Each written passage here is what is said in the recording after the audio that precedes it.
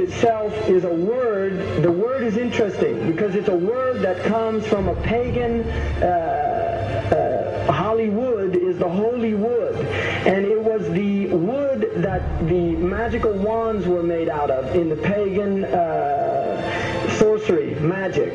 And these wands were believed that the sorcerers that possessed them could put people into trances and control them. This is part of, this is symbolic, but it's also important to understand that part of what Hollywood literally does is it puts people into trances. It's a dream state. They call it the dream machine in the United States.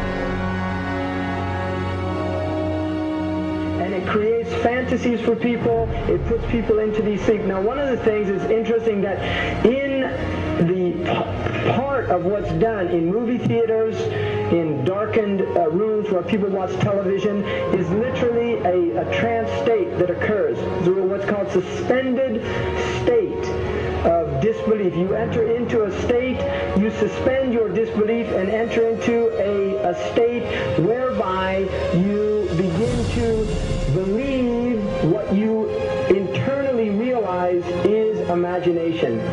It's falsehood.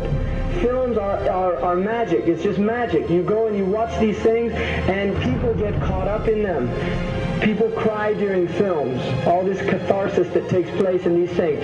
Many of the films, and this is an important element in the control mechanism, is literally allow people to go and have certain type of catharsis as a purging experience, which Aristotle talks about the necessary element. One of the necessary elements of tragedy is to create this cathartic experience. And this is why a lot of the films, especially also news and things like this is why news is very important in this culture. Everybody watches the news, they have this tragic, cathartic experience of watching the tragedies of others and then feeling safe and complacent in their own experience of this suspended state of illusory well-being. So these are very intricate and sophisticated methods. Now, I think it's dangerous, although there are elements, that there's concerted efforts that take place, there's also a lot of people that have similar worldviews that aren't necessarily working together in concerted efforts.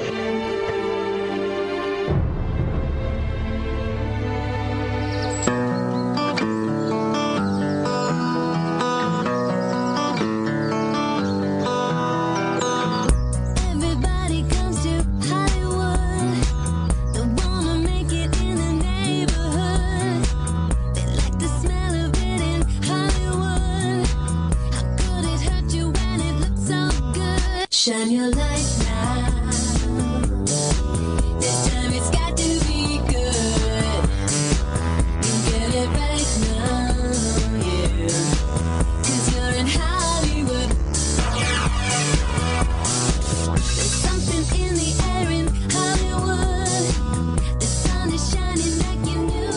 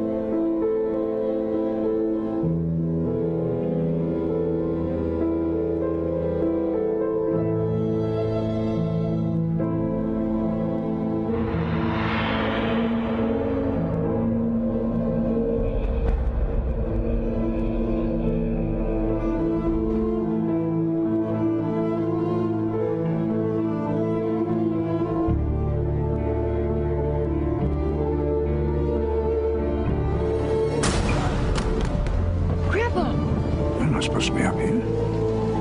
Looking at that? I just wanted to know. Yeah. Well, you're old enough, I suppose. You should know the story. Okay, here we go.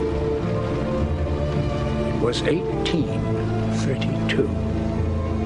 On a night much like this.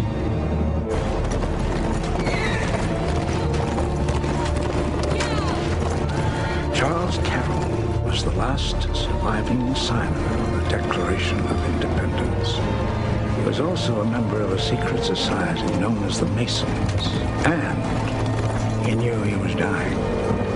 He woke up his stable boy in the middle of the night and ordered him to take him to the White House to see Andrew Jackson, because it was urgent that he speak to the president. Did he talk to him?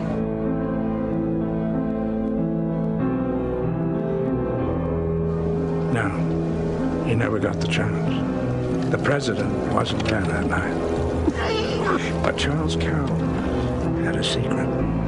So he took into his confidence the one person he could, my grandfather's grandfather, Thomas Gates. What was the secret? A treasure. A treasure beyond all imagining.